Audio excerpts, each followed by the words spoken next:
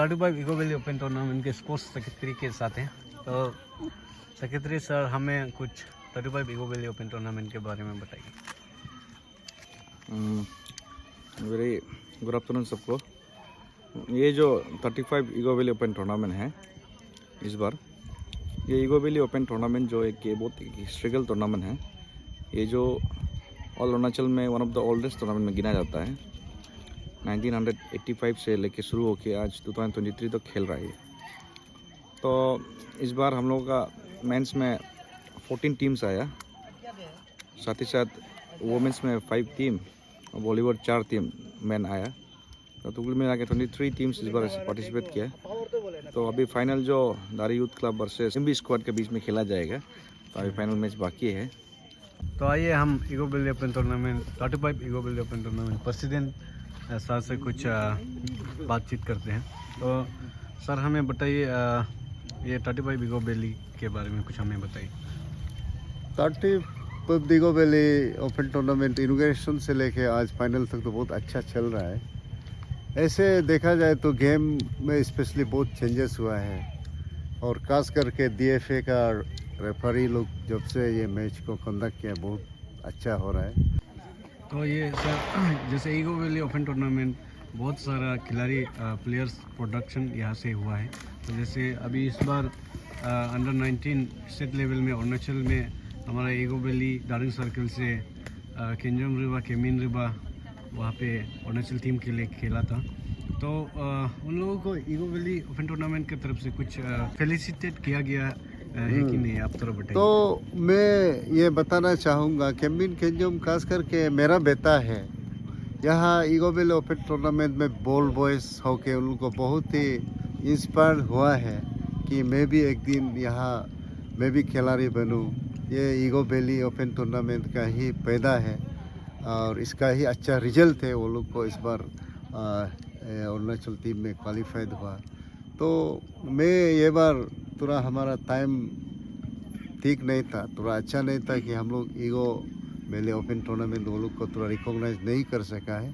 तभी भी हम लोग का अभी टाइम है। हम लोग का नेक्स्ट यहाँ में मीटिंग होगा, तो इस बीच में हम लोग इसको भी टारगेट में रखा है। ईगो वैली ओपन टूर्नामेंट बल्कि नहीं, यहाँ में हम लोग का दारुगा वेलफेयर सोसाइटी है, हम लोग का दासू है और अनेक से यहाँ में युवाओं का ऑर्गेनाइजेशन है। उसमें भी वो लोग को थोड़ा अच्छा प्लेटफॉर्म एक एटलीस्ट प्ले स्टेशन करने का एक ये सम्मान देने का एक जगह ढूंढ रहा है वो लोग सब। तो ठीक है, वो लोग को भी हमारा ये बधाई है कि अच्छा से आने वाला समय में एज ए प्लेयर अच्छे से रहना है और आगे बढ़ना है। तो तब जाके हम लोग का दारिंग एरिया का नाम भी और इवोट का टूर्नामेंट का ये पैदा होगा कि अरे इवोट से इवोट का पर्दा के ये अच्छा खिलाड़ी निकलना है। तो ऐसा ही हम लोग नियर फ्यूचर में देखने को मिलेगा। तो जब तक इवोट और GRK एकेडमी रहेगा बसर से अनेक से अच्छा फुटबॉलर निकलेगा इन नियर फ्यूचर में भी। तो ये sir 35 ego valley open tournament हो रहा है। तो ये इस बार सुना है कि मेंबरशिप फॉर्म यहाँ पे अप्लाई किया जा रहा है। तो इस बारे में कुछ हमें बताइए। हाँ, हम लोग उस दिन रिपोर्ट का फर्स्ट मीटिंग में भी इसको जिक्र किया है कि ईगो वैली ओपन टूर्नामेंट एक रजिस्टर्ड हुआ है। तो कम से कम यहाँ में ज़्यादा से ज़्यादा जानने वाला युवा सब मेंबरशिप ड्राइव करके इस टूर्नामेंट को कम से कम परमानेंट मेंबर हो के कैसे आगे बढ़ाना है, इसका फंडिंग कहाँ से करना है, आगे कैसे इसको ऑर्गेनाइज करना है, इसीलिए ज़रूरी है। नहीं तो टेम्पोररी मैं 1 साल सेक्रेटरी बनेगा, मैं प्रेसिडेंट बनेगा, इसमें कुछ देखा गया कि हम लोग का इसमें बहुत सा डिसएडवांटेज देखने को मिला है। तो इसलिए हम लोग इस बार निर्णय लिया है कि कम से कम इवोट में रेगुलर परमानेंट मेंबर लेके हम लोग इसका अंदर से चयन करेगा कि सेक्रेटरी कौन बनेगा, इस साल प्रेसिडेंट कौन बनेगा।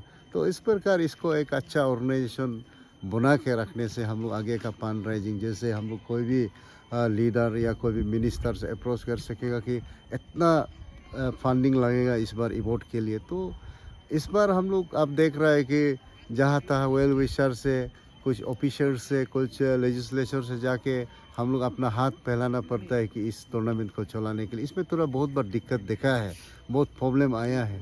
तो मैं चाहता हूँ कि इस बार हम लोग का गोखर बाजार विधायक बहुत हम लोग को आगे हाथ फैलाया। तो फुटबॉल का main first case award 1 lakh को भी उसने स्पॉन्सर कर रहा है। वॉलीबॉल मेन का पर्स 50,000 भी गोखर बाजार ऑनरेबल एमएलए ही कर रहा है। वोमेन फुटबॉल का कुछ उसको भी उसका नाम से ही हमारा बेटा तोली बाजार ने ऑनरेबल का नाम से वो और डीबीओ बाजार स्पॉन्सर कर रहे हैं। तो जुमतोबाम एक्सटेंशन ऑफिसर है वो कर रहा है वॉलीबॉल सेकेंड को। तो ऐसे ऐसे करके इस बार जैसे तैसे केस जो कि मैनेज हुआ है। तो आने वाला साल हम लोग इससे अच्छा जो भी हम लोग का ग्रुप में होगा तो अच्छा इससे करना चाहिए बोल के मैं अपील करना चाहता हूँ। लास्ट क्वेश्चन ये तो आज DYC वर्सेस हाँ। MB स्क्वाड है, तो आपके हिसाब से कौन जीतेगा? मेरा हिसाब से बहुत युवा खिलाड़ी है MB स्क्वाड में और इतना ही एक्सपीरियंस्ड खिलाड़ी है। जैसे आपका आलो से बहुत अच्छा खिलाड़ी आया है इस बार लोया, और हमारा वो लोग बहुत ही बढ़िया खेलते हैं। डिफेंस बहुत तगड़ा है DYC का इस बार। तो देखा है तो कल 11 नंबर DYC का भी बहुत मिड स्ट्राइकर बहुत बढ़िया है। उतना ही यहाँ मौजूम स्क्वायर में भी बहुत अच्छा युवा खिलाड़ी है, जैसे एनी टाइम मैच को बदल सकता है। कल लास्ट मैच में भी देखा है कि केंजम का भी बहुत अच्छा परफॉर्मेंस रहा है इस टूर्नामेंट में। और यहाँ तपाई की बक्का भी बहुत अच्छा ये है। जुमी जोदू सबसे अधिक स्कोर बना के इस टूर्नामेंट में 6 गोल बना के। तो ऐसे ऐसे नाम खिलाड़ी है, ये मैच बहुत ही रोमांचक मैच होगा फाइनल में। Thank you. यहाँ पे हमारा GSU गालो स्टूडेंट यूनियन के वाइस प्रेसिडेंट रिगोरी बा के साथ है, और साथ ही में ये last time 34 ego valley open tournament के ये प्रेसिडेंट थे, और इस बार ये सेक्रेटरी यहाँ पे सेक्रेटरी का रोल प्ले कर रहा है। तो सर हमें लास्ट ईयर का और इस बार का बारे में कुछ बताइए, कुछ डिफरेंस या कुछ चेंजेस हुआ है, आप कुछ हमें ब्रीफ कीजिए। गुड आफ्टरनून बाजी ब्लॉक एंड व्यूअर्स। तो मैं आप लोगों को ये बताना चाहूँगा, गया साल का टूर्नामेंट और इस बार का टूर्नामेंट खास फ़र्क तो नहीं है।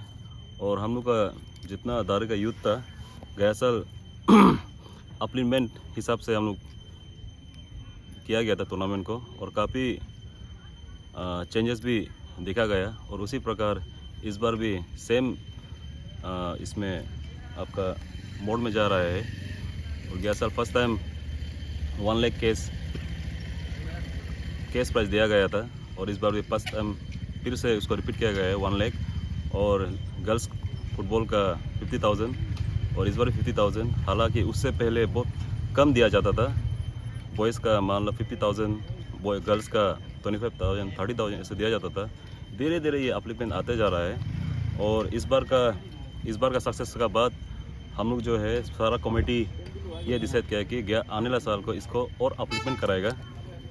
टूर्नामेंट कम एक फेस्टिवल मोड में इसको लेके जाएगा बोल के, नदी के किनारे में एक फेस्टिवल मोड रखा जाएगा अप्लीमेंट हिसाब से। तो इस बार के लिए इतना ही बोलना चाहूँगा। अगला साल आप लोग इसको और देख पाएगा इम्प्रूवमेंट को। Thank you. के साथ बहुत ही पुराना एक खिलाड़ी भी है, यहाँ का एक बहुत पुराना टीचर भी है, प्लस ये इबोट के ईगो वैली ओपन टूर्नामेंट के कमेटी भी है। तो मख्तर हमें कुछ बताइए पहले के बारे में, पहले इबोट कैसे होता था और अभी क्या चेंजेस हुआ है। और पहले आप जैसे कि कमेंट्री वगैरह ये सब करते थे, आजकल आपको कम ही दिखाई देता है, आप कुछ हमें बताइए। Good afternoon all the viewers. ये पहले इबोट जो है बहुत ही पुराना है। जैसे कि पहले दागरिबा ने कहा है, धमचक्रिबा जो अभी का प्रेसिडेंट है, उन्होंने कहा है ये 1985 में शुरू हुआ था। उस वक्त मैं क्लास 6 में था। तो शुरू से अभी तक मैं यहाँ प्रेजेंट हूँ। बीच में जब मैं कॉलेज में था तो थोड़ा मिसिंग रहा। तो ये एक मास्टरमाइंड था न्यातो लेत न्यातो रिबा का। शुरू में बहुत टीम आया करते थे। स्पेशली ईस्ट सियांग से, अभी जो लेपारादा से, लोअर सियांग से, वेस्ट सियांग से। तो उस वक्त 20-30 टीमें आया करता था और हर खेल होता था। It was like an mini Olympic. उस वक्त एथलेटिक्स भी होता था, 100 metre race, 200 metre race, kabaddi, tenniquoit, badminton, shot put, arrow shooting, ये सब होता था। उसके बाद शाम को कल्चरल कंपटीशन होता था। तो बाद में देखा गया कि इसमें बहुत टाइम टेकिंग है, क्योंकि एक ये लोकल टूर्नामेंट है तो उसको हम लोग कैरी फॉरवर्ड नहीं कर पाया। तो बाद में हम लोग का कबड्डी को भी हटाना पड़ा, क्योंकि उसमें इतना रूल्स एंड रेगुलेशन भी हम लोग मालूम नहीं था, तो झगड़ा भी उसमें हुआ करता था। और कार्सेल में भी शाम को होता था, इसलिए थोड़ा बहुत इनडिसिप्लिन होता था और उस वक्त लाइट भी नहीं होता था, बीच में हम लोग को छोड़ना पड़ा। तो अभी मेन जो है हम लोग का फुटबॉल और वॉलीबॉल रह गया है, मेन एंड वोमेन। और ये शुरू से ही ये ईगो वैली ओपन टूर्नामेंट में आपका लड़की का फुटबॉल और वॉलीबॉल रहा है और अच्छा पार्टिसिपेशन रहा है। अनलकीली अभी कुछ साल से हमारा यहाँ सर्कल में थोड़ा सा स्पोर्ट्स ये हो गया है, डाउन हो गया है, क्योंकि जो यंग जनरेशन है वो कैरी फॉरवर्ड नहीं कर पाए। और अभी का डिफरेंसेस हुई है, पहले बहुत रफ एंड टफ खेलता था, थोड़ा फिजिकल पावर से खेला करता था। तो आजकल बच्चों में बहुत देख रहा हूँ कि बहुत से इम्प्रूवमेंट है। तो खेलने का जो टेक्निक है इंटरनेशनल लेवल तो मैं नहीं बोलूँगा, लेकिन उससे कम भी नहीं है। और यहाँ से बहुत खिलाड़ी आगे गया है और जो अभी नौकरी भी कर रहा है स्पोर्ट्स कोटा में। और यहाँ एक एडवांटेज है कि हमारा अरुणाचल का नॉट ओनली यहाँ का गालो बेल्ट या हमारा पहले जो वेस्ट सियांग था उससे नहीं, अभी आपका पपुमपारे से, इस सियांग से भी यहाँ खिलाड़ी बहुत आके खेला है। और अभी मेरा जो देखने में आया है कि लड़की लोग का जो फुटबॉल है वो बहुत इम्प्रूव हो गया है। अभी बहुत उसका स्टैंडर्ड जो है अच्छा हो गया है। पहले हम लोग का लड़की लोग यहाँ विदाउट बूट खेला करता था, अभी अच्छा से बूट पहन के और लड़का का जैसे अच्छा से खेलता है। ये इम्प्रूवमेंट हम देख रहे हैं। और वॉलीबॉल भी बहुत ही इम्प्रूवमेंट हो गया है। तो अभी हम लोग का बहुत कुछ करना बाकी है। हम लोग का ग्राउंड भी थोड़ा छोटा है, in comparison to international standard में हम लोग का नहीं है। इसका लेंथ भी थोड़ा कम है, ब्रेथ भी थोड़ा कम है, इसलिए अच्छा खिलाड़ी जो होता है उसका खेल भी दिखाने के लिए थोड़ा तकलीफ होता है। वॉलीबॉल में भी थोड़ा हम लोग का इधर हवा बहुत बहती है, स्पेशली इन विंटर सीजन में हम लोग का यहाँ हवा बहुत ज़्यादा है, इसलिए खिलाड़ी जो है अपना वो दिखा नहीं पाता है। अभी हम लोग जब शुरू से अभी तो बहुत इम्प्रूवमेंट हुआ है और आने वाला साल में और भी अच्छा होगा, ऐसा मेरा उम्मीद है। अच्छा ये सर, तो अभी लास्ट क्वेश्चन, आज फाइनल में DYC और MB स्क्वाड है, आपने दोनों का शायद मैच देखा होगा, तो आपको क्या लगता है कौन चैंपियन होगा? आपका मेरा ख्याल से दोनों अच्छा टीम है। तो वैसे फुटबॉल में तो थोड़ा फिजिकल एडवांटेज होता है, तो DYC का थोड़ा मेरा हिसाब से भी थोड़ा फिजिकल थोड़ा अभी जो उससे MB उसका से थोड़ा ज़्यादा हाइट भी है, होम ग्राउंड में है। और उसका एक एडवांटेज होगा कि आपका अपना होम ग्राउंड है, उसका थोड़ा एडवांटेज मिलता ही है। उसका साथ में आपका जो स्पेक्टेटर्स है, यहाँ में सपोर्टर्स है, वो दारी बस्ती का पूरा आए हुए हैं, अभी और भी आएंगे, तो उससे थोड़ा मोरल बूस्टिंग होता है। तो एडवांटेज तो DYC को है। और वो जो MB स्क्वाड है वो भी कम नहीं है, हालांकि वो बासर का है।